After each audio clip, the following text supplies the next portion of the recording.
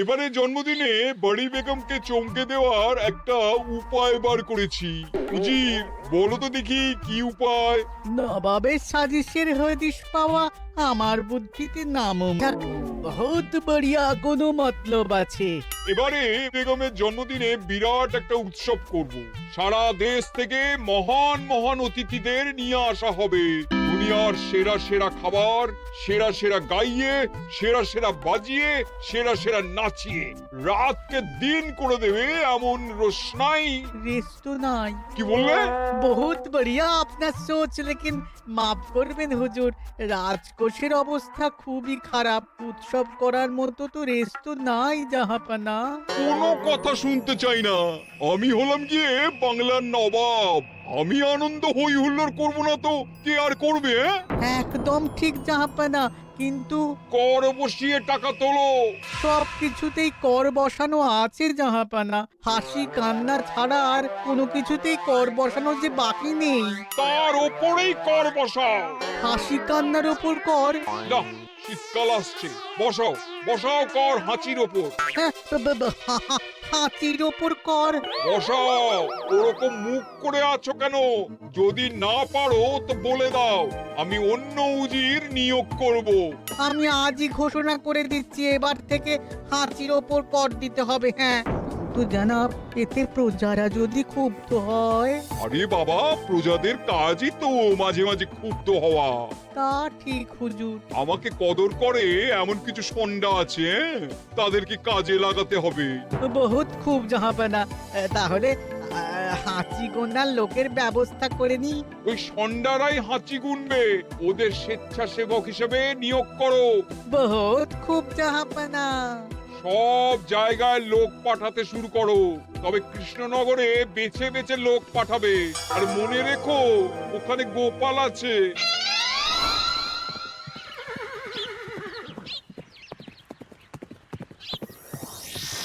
সব জায়গায় কর আদায়কারী পাঠিয়ে দেওয়া হয়েছে জাহাপানা। আপনার কথা মতো তাদের বলে দেওয়া হয়েছে যে আদায় হওয়া করের 10% তাদের বেতন হিসেবে দেওয়া হবে। সুতরাং কর আদায়ে কোনো ঢিলেমি হবে না। বহুত আচ্ছা, বহুত আচ্ছা।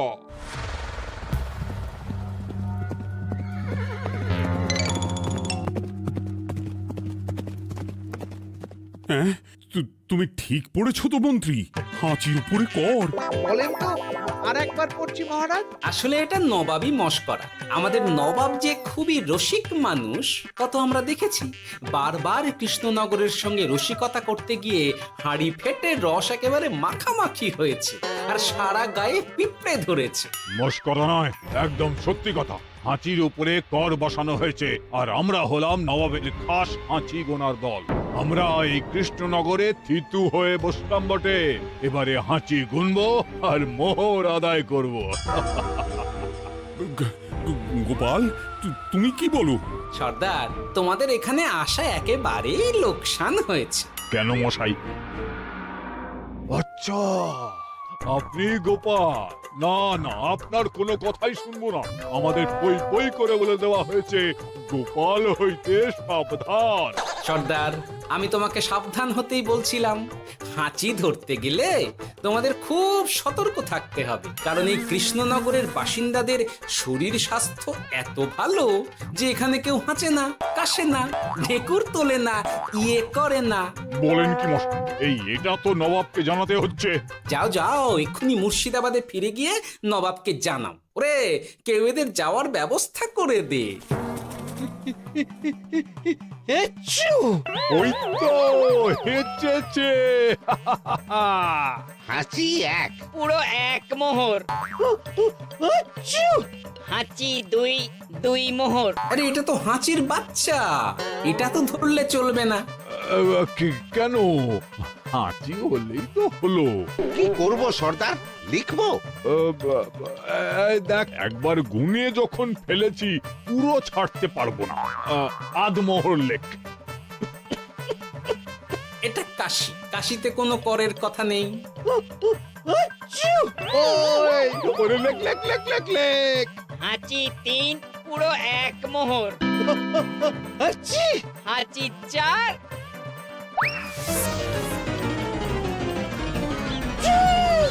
হাঁচি 5, লেখো। হাঁচি 6,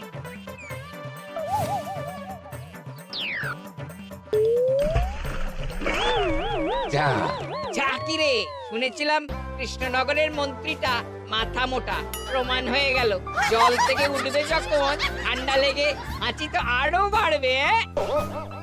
জলে বুড়ুবুড়ি উঠছে, বেটা জলের তলায় তলায় হাঁটছে। হাঁচি 7। এখনো তো ফিরলো না, বেলা গড়িয়ে দুপুর হয়ে গেল। ভাববেন না রাজামশাই, আমরা যারা যারা এখানে এসেছি সবাই ধড়িবাজ লোক। মন্ত্রীর হাঁচি নিংড়ে নিয়ে ফিরবে। ছি ছি ছি ছি ছি ছি ছি ছি ছি। কি হলো গোপাল? আমরা কৃষ্ণনগরের প্রবাদ প্রতিম আতিথেয়তার অসম্মান করেছি মহারাজ। কেন? কিভাবে? কখন? এখন মহারাজ, এখন এনারা সেই সুদূর মুর্শিদাবাদ থেকে এসেছেন, আর আমরা এতক্ষণ শুধু অন্য কথাই বলে চলেছি, এনাদের আপ্যায়নের ব্যবস্থা করিনি। তাই তো। মহারাজ, আপনি ব্যস্ত হবেন না। এই কে আছো? শোনো, এদের রাজ অতিথিশালাতে থাকার বিশেষ ব্যবস্থা করো। এদের খাবার যাবে মহারাজের পাকশাল থেকে। এদের সব সুবিধে অসুবিধে দেখার জন্য দাস দাসী নিযুক্ত থাকবে। চলো চলো। আরে দাঁড়াও সর্দার, হ্যাঁ বলুন। তোমাদের তো আবার গোপালের কথা শোনা বারণ। আমার ব্যবস্থায় বোধহয় তোমরা থাকবে না। বাদ দিন তো, আসলে ভয় ছিল আপনার বুদ্ধিকে, আর ভয় নেই। কেমন আগু পিছু বিচার না করেই বলে ফেললেন এখানে কেউ হাঁচে না। বুঝে গেছি, আসলে গোপাল হলো গল্প। চলো চলো, ও বড্ড খিদে পেয়েছে। প্রহরী, এই সর্দারের দলের বাকি লোকগুলো এলে এদেরকেও অতিথিশালায় নিয়ে যেও। হ্যাঁ, আচ্ছা। এ কি গোপাল, এই রক্তচোষাগুলোর জন্য তুমি রাজনিবাস আর রাজভোগের ব্যবস্থা করে দিলে? গোপাল কার পক্ষে মহারাজ? এতক্ষণ গোপালের সব কাজ তো কৃষ্ণনগরের বিপক্ষে গেল। বটেই তো, আমি মনে মনে গণনা করে দেখলাম গোপালের শুল যোগ শুরু হয়েছে। আগামী 1 যুগ ধরে গোপাল যেখানে থাকবে সেখানে রাহুর প্রকোপে দুঃখ দারিদ্র মহামারী একসঙ্গে এসে ধরা পড়বে। মহারাজ, গোপাল কখনো কৃষ্ণনগরের খারাপ ভাবেনি। সে যখন ওই রক্তচোষাদের রাজভোগে রাখার ব্যবস্থা করেছে, তখন বুঝতে হবে এর মধ্যে একটা ঘোরতর পেঁচ আছে। গোপালই তাহলে বলুক কি পেঁচ। মহারাজ, মানুষ বিলাসের সুযোগ পেলে কাজ ভুলে বিলাসেই ডুবে থাকে। কত সম্রাট মহাসম্রাট বিলাসিতায় ডুবে কত সাম্রাজ্য মহাসাম্রাজ্য ভেঙে টুকরো করেছে। এরা তো নবাবের পাঠানো কিছু মূর্খ বালক মাত্র মহারাজ। এদের রাজভোগে ডুবিয়ে দিলে হাঁচির কথা কি এদের মনে থাকবে?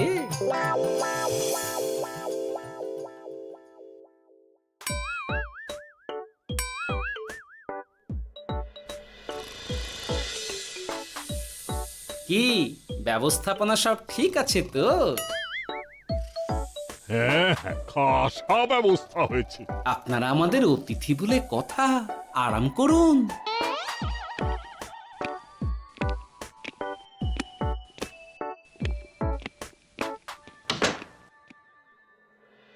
বিজ্ঞানী, তোমার এই দুমুখ আয়না আবিষ্কার তোমার জীবনের সেরা কাজ। একদিক দিয়ে আয়না, অন্য দিক দিয়ে কাঁচ। কেউ জানতেই পারবে না যে তার উপর নজর রাখা হচ্ছে। অনবদ্য অনবদ্য। মহারাজের জয় হোক। কিন্তু মহারাজ, এই কৃতিত্বের মূল ভাগীদার আমাদের মন্ত্রী। তাই নাকি? হ্যাঁ মহারাজ, মন্ত্রীর দুমুখ কাজকর্ম দেখেই দুমুখ আয়নার কথা আমার মাথায় আসে। মুখ সামলে কথা বলো বিজ্ঞানী। ওরা শুনতে পাচ্ছে। যা চেঁচালেন 20 ইঞ্চির দেওয়াল ভেদ করে ওদিকে চলে যাবে কথা। এই কে যেন কাকে মুখ সামলে কথা বলতে বললো? ওই বাইরে কেউ বলেছে। এই তোমরা সবাই শোনো, অতিথিদের যেন আদর যত্নের ত্রুটি না হয়। আমি আর যাই, কাল সকালে আসবো, কেমন? গোপালকে নিয়ে নবাব আর উজির যেমন ভয় দেখিয়ে দিয়েছিল, গোপাল কিন্তু সেরকম নয়। এই তোরা কি বলিস? না না না না না না, গোপাল একটু ওই হাবা গোবা আছে দাদা। দেখো দেখি কেমন বুক পেতে দিয়েছে, এবার ওদেরই বুকে বসে ওদেরই দাড়ি ওপরাবো। গোপালের জবাব নেই, ঠিক সামলে দিল। মহারাজ, এই প্যাঁচটা আমার মাথাতেই এসেছিল, কিন্তু ওই যে নাকে মাছি ঢুকে গিয়েই সব বরবাদ হয়ে গেল। মহারাজ, এই পরিকল্পনা যদি মন্ত্রীর মাথাতে আগে এসে থাকে, তাহলে এদের মন্ত্রী আমার চেয়ে ভালো করে সামলাতে পারবেন মহারাজ। বটেই তো, এই দায়িত্ব আমি নিলাম মহারাজ।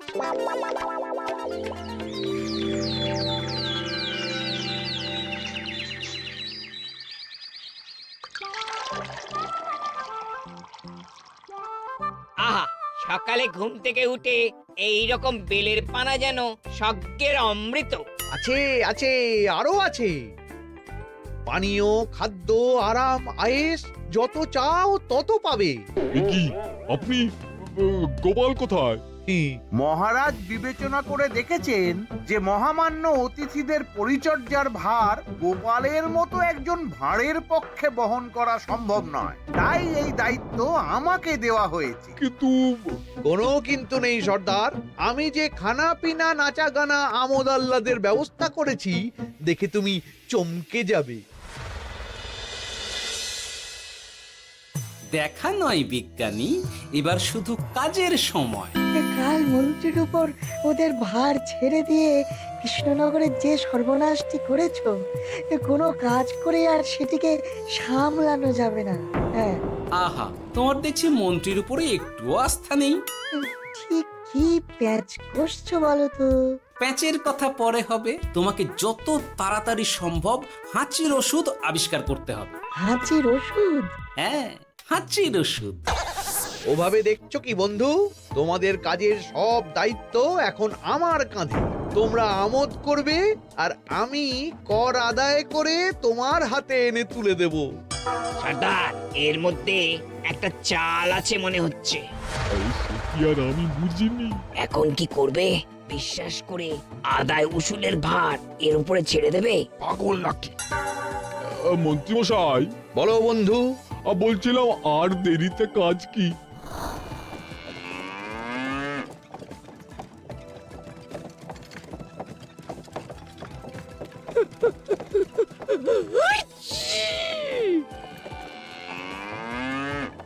মন্ত্রী, লেখো হাঁচি এক।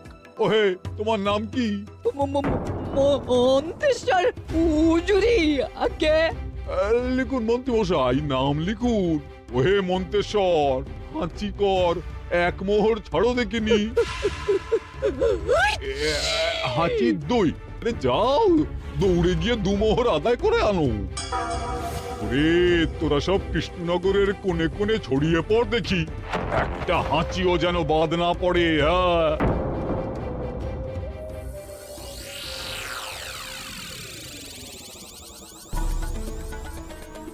এটা হুজুরে আলাক বর্ধমান, খাম্বাস এবং কৃষ্ণনগর থেকে।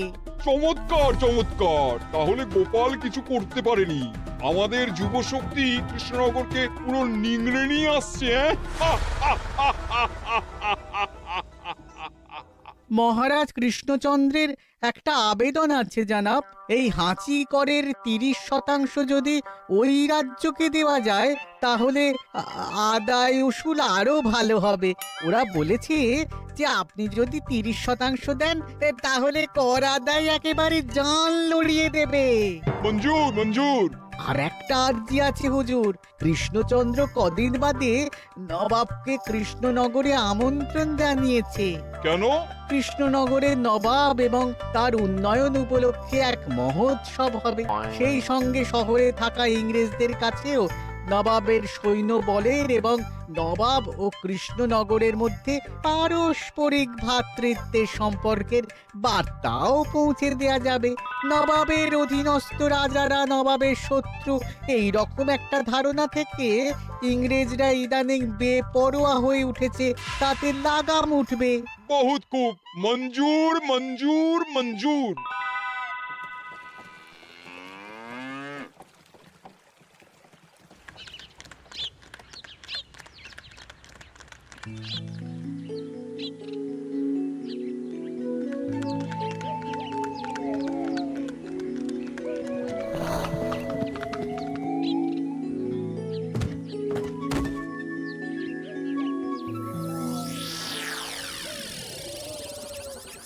কি ব্যাপার গোপাল?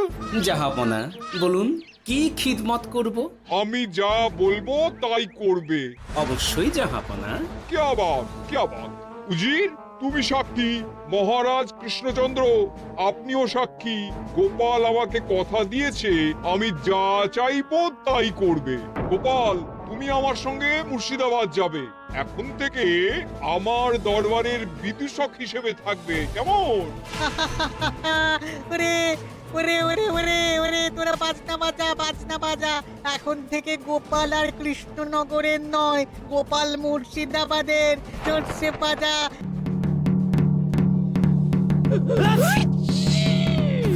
কি হলো? হুজুর, মনে হচ্ছে আপনার সৈন্যদল হাঁটছে। হ্যাঁ?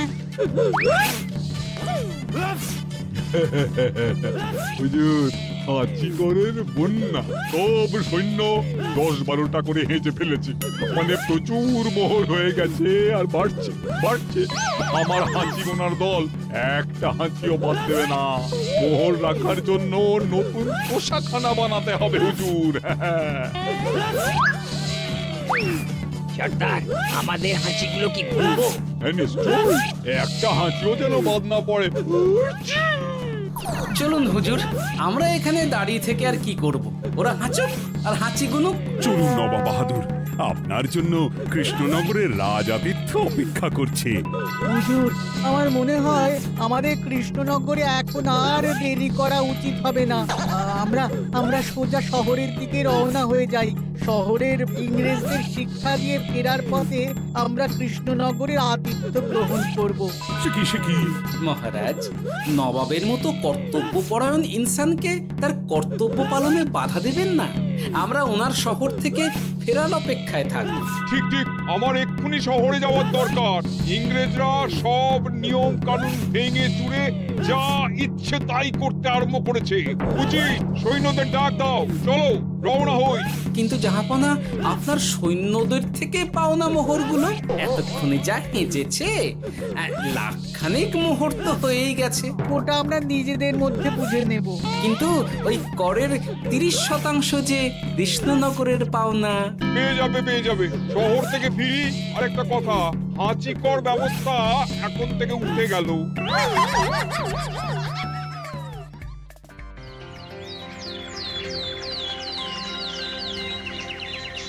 মহারাজ, কিভাবে গোপাল ভাঁড় মহাশয় নবাবের উন্মাদের মতো জারি করা ওই হাঁচিকর থেকে আমাদের সকলকে রক্ষা করেছেন তা আমরা সকলেই জানি। খাম্বাজের তরফ থেকে তাই গোপালকে সামান্য উপহার।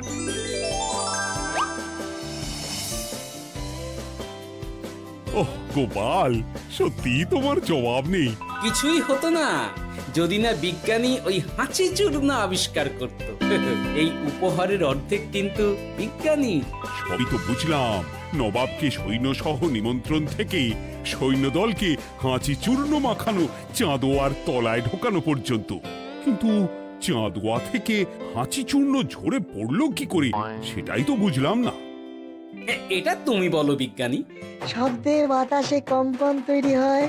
গোপালের হাততালিতে আমার ঘরের শাড়ি থেকে হাঁচির জন্য ঝরে পড়েছিল। এখানে চাঁদোয়া থেকে ঝরে পড়েছিল বাজনার শব্দে। কি ব্যাপার বিজ্ঞানী, তুমি এখন ছেলে খেলা করছো? হাঁচির ওষুধ হয়ে গেছে। হয়ে গেছে? মূল উপাদান তামাক, গোলমরিচ আর আলকুশির গুঁড়ো। কাজ হবে? হাততালি দাও। হাঁচ! কাজ হলো। ব্যাপারটা কি হলো? ওই শাড়িটাতে হাঁচি চূর্ণ মাখানো আছে, তোমার হাততালির শব্দের কম্পনে ঝরে ঝরে পড়েছে। একবার নাকের কাছে এলে পিঁপড়ের থেকে পিশাচ, হাঁচতেই হবে, হাঁচতে হবেই হবে। নবাব যদি বাজনা বাজাতে না বলতো। আমাদের বাজনদাররা তৈরি ছিল মহারাজ। যাক, সবই ভালোই ভালোই মিটে গেল। যার শেষ ভালো তার সব ভালো। ব্যাস, এখন শুধু একটাই কাজ বাকি। নবাবের কাছ থেকে পরে 30% বাবদ পাওনা মোহর মুর্শিদাবাদে গিয়ে নবাবের কাছ থেকে তুমি নিয়ে আসবে। আচ্ছা মহারাজ।